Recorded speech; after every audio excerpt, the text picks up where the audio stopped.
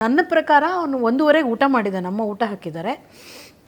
ಆಮೇಲೆ ಅವನು ಊಟ ಮಾಡಿ ಅವನು ಮಲಗಿದ್ದಾನೆ.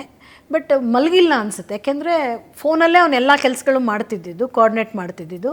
ಒಬ್ಬರು ಸ್ನೇಹಿತರಿಗೆ 2:20ಕ್ಕೆ ಒಂದು ಕಾಲ್ ಹೋಗಿದೆ, ಒಂದು ಮಾತಾಡಿದ್ದಾನೆ ಅವ್ರ ಹತ್ರ.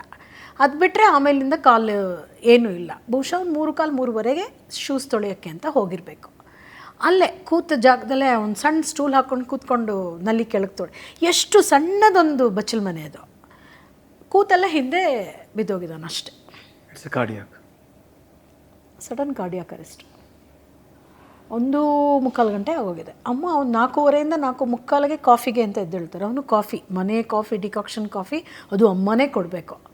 ಸೊ ಅಮ್ಮ ಕಾಫಿ ಮಾಡಿ ಡಿಕಾಕ್ಷನ್ ಹಾಕಿ ಕಾಫಿ ಮಾಡಿ ತೊಗೊಂಡು ಅವ್ನು ರೂಮ್ಗೆ ಹೋಗಿದ್ದಾರೆ, ಅವನಿಲ್ಲ. ಆಮೇಲೆ ಬಚ್ಚಲ ಮನೇಲಿ ಲೈಟ್ ಹಾಕಿದ್ಯಲ್ಲ, ಇಲ್ಲೇ ನಿಕ್ಕಿದ್ದಾನೆ ಅಂತ ಹೋದರೆ ಬಿದ್ದಿದ್ದಾನೆ ಕೆಳಗಡೆ ಅಷ್ಟೆ, ನಥಿಂಗ್, ಇನ್ನೇನೂ ಇಲ್ಲ. ಅಂದ್ಕೊಳ್ಳೋಕ್ಕೆ ಆಗದೇ ಇರೋ ಅಂಥ ಒಂದು ಸಿಚುವೇಶನ್ ಇದು.